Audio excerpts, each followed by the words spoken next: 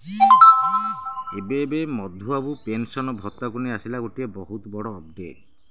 आउ कौन अपडेट आसी वीडियो माध्यम जानिमा आउ जानिमा पई आपण माने वीडियोटी लास्ट पर्यंत देखंतु संपूर्ण जानि परिबे।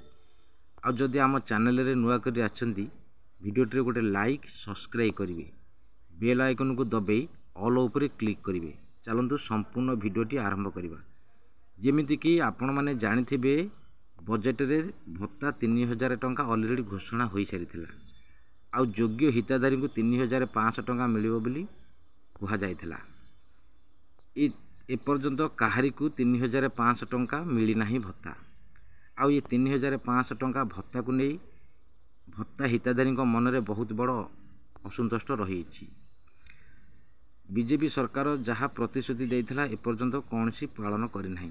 आउ बीजेपी सरकार कहिथिला जदि ओडिशा रे बीजेपी सरकार आसे ताले 3500 टंका भत्ता लागू करिबो बोली।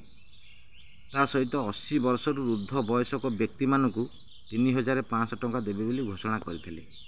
ता सहित 80 ऊर्ध्व जो माने भिन्नक्षम दिव्यांग अक्षम असहाय लोक एमानकु मध्य 3500 टंका देबे बोली घोषणा करथिले। हेले ये अगस्त मासरे किछि अपडेट आसीथिला ये 3500 टंका भत्ता मिलिबा पई। हेले एपर्यंत ये अगस्त मासरे काहारी को 3500 टंका मिली नाही। किछि किछि अपडेट आसुची ये सेप्टेम्बर मास 17 तारिख सुधा ये 3500 टंका भत्ता मिलिबा पई किछि सूचना मिली। एपर्यंत कौन सी अपडेट आसी नाही। ये भत्ता काहाको देबे 3500 टंका काहाको देबे कि न देबे। आ 60 वर्ष टू 80 वर्ष जो कम वयस्क व्यक्ति माने 60 वर्ष किंबा 70 वर्ष एमानक पई कौन सी घोषणा करना।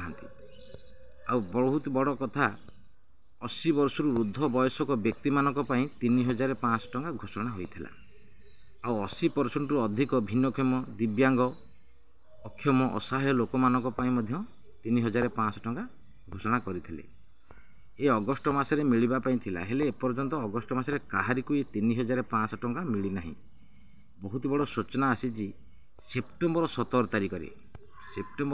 तारिख रे ये मधुबाबू पेंशन भत्ता 3500 टंका मिलिबो बोली बहुत बड़ सूचना मिली।